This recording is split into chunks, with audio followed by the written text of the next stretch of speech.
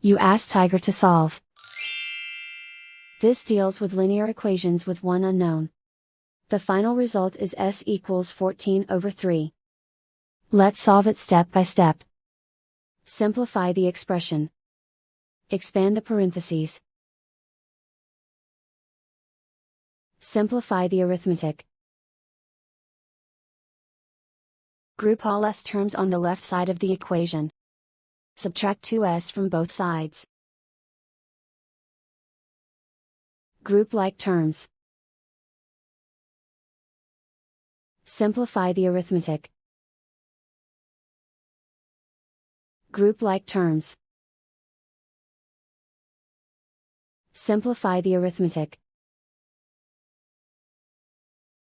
Group all constants on the right side of the equation.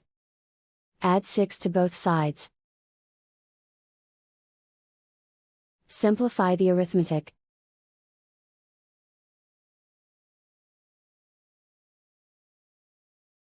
Isolate the s. Divide both sides by 6. Simplify the fraction. Find the greatest common factor of the numerator and denominator.